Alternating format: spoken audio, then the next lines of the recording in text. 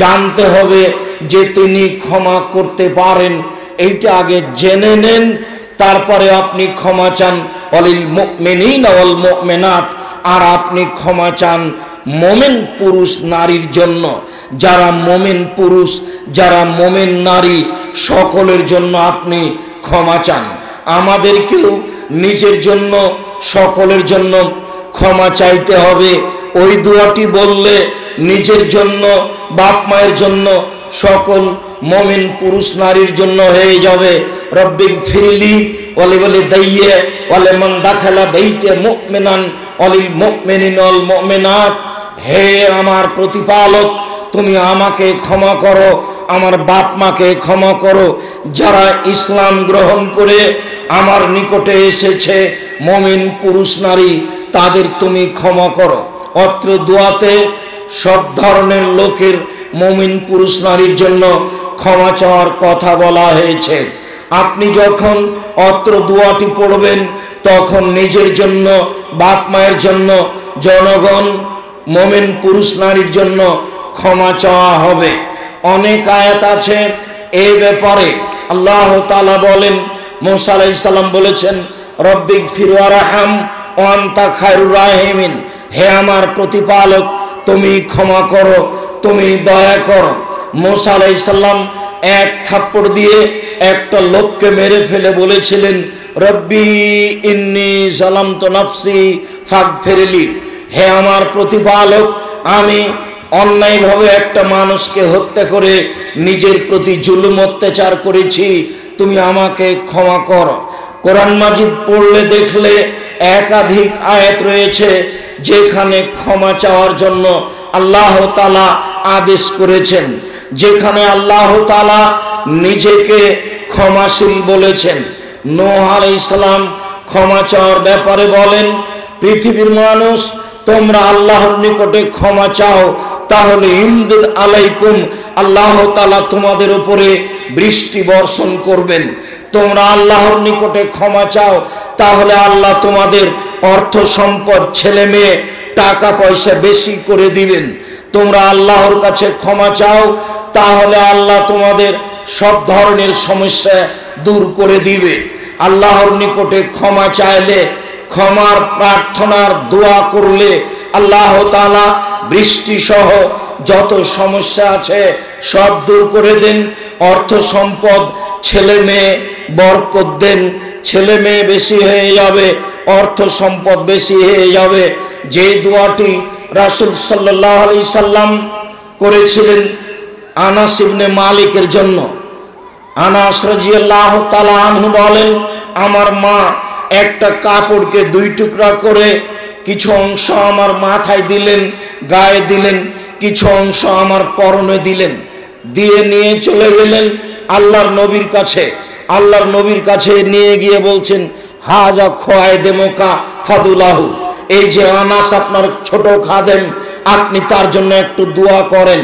তখন আল্লাহ রাসূল বললেন, আল্লাহুম্মা গফির মালাহু ওয়া ওয়ালাদাহু ওয়া আতিল উমরাহু ওয়াগফির লাহু ওয়ারহামহু ওয়া বারিক লাহু ফিমা রাযাকতাহু।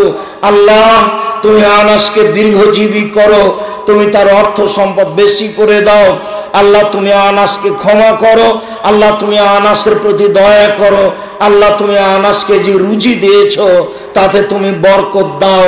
আল্লাহর নবী মুহাম্মদ সাল্লাল্লাহু আলাইহি সাল্লাম আনাসের জন্য এইভাবে দোয়া করলেন। বুখারী মুসলিমের হাদিসে এইখানে এটাও প্রমাণ হয় যে বাপ মায়ের জন্য উচিত ছেলে মেয়েকে কোনো পরহেজগার মানুষের কাছে নিয়ে গিয়ে দোয়া চাওয়া, যে বোন বা ভাই বা হুজুর বা মাওলানা সাহেব বা চাচা, আপনি আমার ছেলের জন্য একটু দোয়া করেন। যা আনাস রাদিয়াল্লাহু তাআলা আনহর মা তাকে নিয়ে গিয়ে তার ছেলের জন্য দোয়া চাইলেন, যা বুখারী মুসলিমের হাদিসে প্রমাণ হয়। সম্মানিত দিনী ভাই বোন, ক্ষমার ব্যাপারে বলছিলাম। আবু হুরায়রা রাদিয়াল্লাহু তাআলা আনহু বলেন, রাসূল সাল্লাল্লাহু আলাইহি ওয়াসাল্লাম বলেছেন, ওয়াল্লাহি ইন্নী লা আস্তাগফিরুল্লাহ ফিল ইয়াউমি আকসারা মিন ৭০ মাররা, আমি আল্লাহর কসম করে বলছি, আমি মুহাম্মদ সাল্লাল্লাহু আলাইহি সাল্লাম আল্লাহর কসম করে বলছি, পৃথিবীর মানুষ শুনে রেখো, পৃথিবীর মানুষ জেনে রাখো, আমি আল্লাহর কসম করে বলছি, আমি নিশ্চয় প্রত্যেক দিন 70 বারেরও বেশি আল্লাহর দরবারে বলি আস্তাগফিরুল্লাহ ওয়া আতুবু ইলাইহি। আল্লাহ, আমি তোমার কাছে ক্ষমা চাই, তুমি আমাকে ক্ষমা ভিক্ষা দাও, আমি তোমার নিকটে ফিরে যেতে চাই, তুমি আমার তওবা কবুল করো। আগার আল মুজানি রাদিয়াল্লাহু তাআলা আনহু বলেন, রাসূল সাল্লাল্লাহু আলাইহি ওয়াসাল্লাম বলেছেন, ইয়া আইয়ুহান নাস, হে পৃথিবীর মানুষ, তুবু ইলাল্লাহ, তোমরা আল্লাহর নিকটে তওবা করো, আল্লাহর নিকটে ক্ষমা চাও। ফাইন্নি আতুবু ইলাইহি আস্তাগফিরুল্লাহ ওয়া আতুবু ইলাইহি ফিল ইয়াউমি মিয়া মাররা। আমি নিজে একদিনে 24 ঘন্টায় 100 বার, 100 বারেরও বেশি, প্রায় 100 বার বলে থাকি আস্তাগফিরুল্লাহ ওয়া আতুবু ইলাইহি। আমি আল্লাহর কাছে ক্ষমা ভিক্ষা চাই, আমি আল্লাহর নিকট ফিরে যেতে চাই, আমি আল্লাহর কাছে ক্ষমা ভিক্ষা চাই, আমি আল্লাহর কাছে ফিরে যেতে চাই। আয়েশা রাদিয়াল্লাহু তাআলা আনহা বলেন, রাসূল সাল্লাল্লাহু আলাইহি ওয়াসাল্লাম বলেছেন, ইন্নাল আবদা ইয়াতারাফা, যখন কোন মানুষ পাপ করার পরে স্বীকৃতি দেয় যে আল্লাহ আমি পাপ করেছি, আমাকে মাফ করো, আমি তওবা করছি, তাবাল্লাহু আলাইহি, তখন আল্লাহ তাআলা তার তওবাকে কবুল করেন। যখন মানুষ তার পাপের স্বীকৃতি দেয়, স্বীকৃতি দিয়ে তওবা করে, তখন আল্লাহ তাআলা তার তওবাকে কবুল করেন। আবু হুরায়রা রাদিয়াল্লাহু তাআলা আনহু বলেন, রাসূল সাল্লাল্লাহু আলাইহি ওয়াসাল্লাম বলেছেন, মান তাবা কাবলা আন তাগরিবা শামস, মানুষ মিনাল মাগরিব, অতদিন পর্যন্ত আল্লাহ তাআলা মানুষের তওবা কবুল করবেন যতদিন পর্যন্ত সূর্য পুনরায় পশ্চিম দিকে না ডুবছে। যখন সূর্য পশ্চিম দিকে ডুববে আর পূর্ব দিক থেকে উঠবে না, ততদিন পর্যন্ত আল্লাহ তাআলা মানুষের তওবা কবুল করবেন। আবু হুরায়রা রাদিয়াল্লাহু তাআলা আনহু বলেন, রাসূল সাল্লাল্লাহু আলাইহি ওয়াসাল্লাম বলেছেন, ইন্নাল্লাহা ইয়াকবালুত তাওবা কাবলা ইউগাররির, যতক্ষণ পর্যন্ত মানুষের মোটা শ্বাস না আসছে, মরণের মোটা শ্বাস, ততক্ষণ পর্যন্ত আল্লাহ তাআলা মানুষের তওবাকে কবুল করবেন। মোটা শ্বাস শুরু হয়ে গেলে মানুষ যদি তওবা করে, তাহলে তখন তওবা কবুল নাও হতে পারে। মরণের মোটা শ্বাসের পূর্ব পর্যন্ত তওবা করলে আল্লাহ তাআলা মানুষের তওবা কবুল করবেন, মানুষকে ক্ষমা করে দিবেন, এই কথা রাসূল সাল্লাল্লাহু আলাইহি ওয়াসাল্লাম বলেন।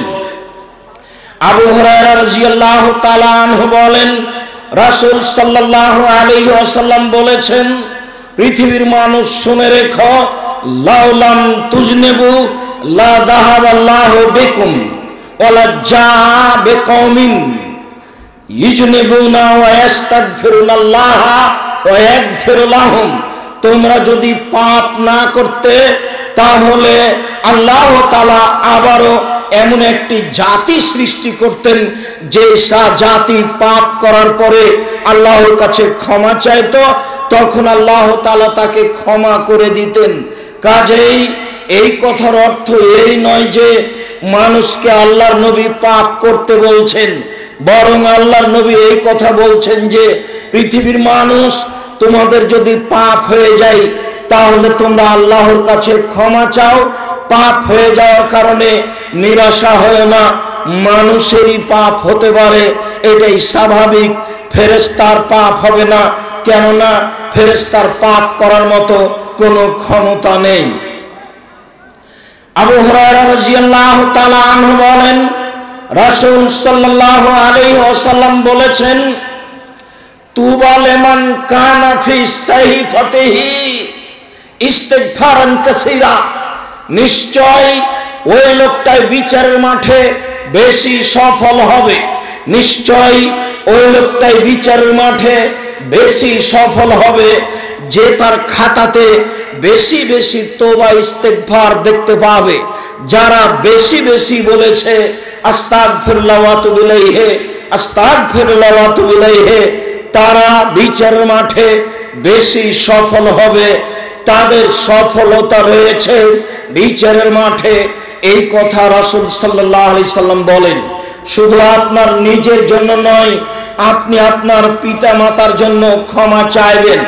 আবু হুরায়রা রাদিয়াল্লাহু তাআলা আনহু বলেন, রাসূল সাল্লাল্লাহু আলাইহি ওয়াসাল্লাম বলেছেন, আপনার পিতা মাতাকে আল্লাহ তাআলা জান্নাতে মান মর্যাদা যখন বেশি করে দিবেন, ইন্নাল্লাহা লা ইয়ারফাউর দারাজাতা, যখন আপনার পিতা মাতার মান মর্যাদা জান্নাতে বিচারের মাঠে আল্লাহ বেশি করে দিবেন, ফায়াকুলানে, তারা দুইজন বলবে, মিন আইনা হাজা, মিন আন্না হাজা, হে আমার প্রতিপালক, আমাদের এত মান সম্মান কোথা থেকে হলো?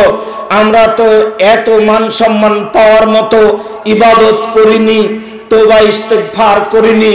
তখন আল্লাহ তাআলা বলবেন, বে ইস্তেগফারে ওয়ালাদেকা লাকা, তোমার ছেলে তোমার জন্য, তোমাদের ছেলে মেয়ে তোমাদের জন্য দুনিয়াতে ক্ষমা চাইতো, তাই আজকে তোমাদের মান মর্যাদা বেশি করে দেওয়া হয়েছে, সম্মান বেশি করে দেওয়া হয়েছে, ভালো মানের পোশাক দেওয়া হয়েছে। এই কথা রাসূল সাল্লাল্লাহু আলাইহি ওয়াসাল্লাম বলেন। আবু হুরায়রা রাদিয়াল্লাহু তাআলা আনহু বলেন, রাসূল সাল্লাল্লাহু আলাইহি ওয়াসাল্লাম বলেছেন, ইন্নাশ শায়তান কালা, নিশ্চয় শয়তান বলে, ওয়া ইজ্জাতিকা ইয়া রাব্বে, হে আমার প্রতিপালক, তোমার সম্মানের কসম করে বলছি। শয়তান বলে, হে আমার প্রতিপালক, তোমার সম্মানের কসম করে বলছি, হে আমার প্রতিপালক, তোমার সম্মানের কসম করে বলছি, লা যালু উকবি ইবনা আদম মা দামাত আরওয়াহুম ফি আজসাদিহিম, আদম সন্তানের আত্মা যতদিন তার দেহে থাকবে আমি তাকে ভুল পথে নিয়ে যাব। তোমার সম্মানের কসম করে বলি, তোমার ইজ্জতের কসম করে বলি, শয়তান বলছে যতদিন পর্যন্ত আদমের ছেলে মেয়ের দেহে শ্বাস থাকবে ততদিন পর্যন্ত আমি তাকে সর্বদা ভুল পথে নিয়ে যাব। কাল আল্লাহ তাআলা, তখন আল্লাহ তাআলা বলেন, ইবলিস, শয়তান, তুমি শুনে রেখো, ওয়া ইজ্জতি ওয়া জালালি ওয়া ইরতিফায়ে মাকানি, আমার সম্মানের কসম, আমার মর্যাদার কসম, আমার ইজ্জতের কসম, আমার উচ্চতার কসম, আমার অহংকারের কসম, আমি আল্লাহ আমার মর্যাদার, আমার ইজ্জতের, আমার অহংকারের কসম করে বলছি, লাভ ফেরো, আমি তাকে ক্ষমা করতে থাকবো, ফাস্তাগফিরুনি, যতদিন পর্যন্ত তারা আমার কাছে ক্ষমা চাইবে। শয়তানের এ কথা, আল্লাহর এ কথা, শয়তানের এ কথা, আল্লাহর এ কথা, আমি আশা করছি আপনাকে স্পষ্ট বুঝাতে পেরেছি। শয়তান বলছে, হে আমার প্রতিপালক, তাহলে শয়তান প্রতিপালক বলে মেনে নিয়েছে। আবার শয়তান বলছে, তোমার সম্মানের কসম, তুমি বড়, তোমার সম্মানের কসম করে বলছি, আমি আদম সন্তানকে ওর দেহে শ্বাস থাকাকালীন আমি তাকে ভুল পথে নিয়ে যাব। তখন আল্লাহ তাআলা তার তিনটে সম্মান মর্যাদাকে উল্লেখ করে বলছেন, আমার ইজ্জতের কসম, আমার মর্যাদার কসম, আমার উচ্চতা, আমার অহংকারের কসম, আমি এই তিনটে গুণের কসম করে বলছি, যতদিন পর্যন্ত আমার কাছে ক্ষমা চাইবে, যতবার ক্ষমা চাইবে ততবার পাপ করার পরে ক্ষমা চাইলে আমি তাকে ক্ষমা করে দেব। আবু হুরায়রা রাদিয়াল্লাহু তাআলা আনহু বলেন, রাসূল সাল্লাল্লাহু আলাইহি ওয়াসাল্লাম বলেছেন, মান আজনাবা জামবান, কোন মানুষ যদি পাপ করে, সুম্মা কালা, তারপর যদি বলে, রব্বি আজনাবতু ফাগফিরলি, হে আমার প্রতিপালক, আমি পাপ করেছি, আমাকে ক্ষমা করো, একুল রব্বহু তাআলা, তখন তার প্রতিপালক বলেন, আল্লাহ বলেন, আলেমা আব্দি, আমার দাস দাসী কি জানে যে আন্নাল্লাহু রাব্বান, তার একজন প্রতিপালক রয়েছেন, এক ফেরদাম্বা ওয়ায়াখজবেহি, যিনি ক্ষমা করতে পারেন, যিনি শাস্তি দিতে পারেন, যিনি ক্ষমা করতে পারেন, যিনি শাস্তি দিতে পারেন। আমার দাস দাসী কি জেনে বলছে আমি যে তাকে ক্ষমা করতে পারি, আমি শাস্তি দিতে পারি, আমি ক্ষমা করতে পারি, আমি শাস্তি দিতে পারি, এটা যদি জেনে শুনে বলে গাফারতু লাহু, আমি তাকে ক্ষমা করে দিলাম। সোমা মাকাসা, দিন যায় রাত্রি যায়, দিন যায় রাত্রি যায়, দিন যায় রাত্রি যায়, সোমা আজনাবা জাম্বান, আবার পাপ করে বসলো, বলল রব্বি আজনাবত ফাগফিরলি, হে আমার প্রতিপালক, আমি পাপ করেছি, আমাকে ক্ষমা করো। ক্বালা রাব্বুহু তাআলা, তখন তার প্রতিপালক বলেন, আলেমা আব্দি, আমার দাস দাসী কি জানে যে আল্লাহু রাব্বান, তার একজন প্রতিপালক রয়েছেন, ইয়াখজুবিহি, যিনি শাস্তি দিতে পারেন, ওয়ায়াগফিরু যামবা, যিনি ক্ষমা করতে পারেন। আমার দাস দাসী কি জানে যে তার একজন প্রতিপালক রয়েছেন, যিনি শাস্তি দিতে পারেন, যিনি ক্ষমা করতে পারেন। আমার দাস দাসী কি জানে যে তার একজন প্রতিপালক রয়েছেন, যিনি শাস্তি দিতে পারেন, যিনি ক্ষমা করতে পারেন। এটা যদি জেনে শুনে বলে কাদ গাফারতু লাহু, আমি তাকে ক্ষমা করে দিলাম।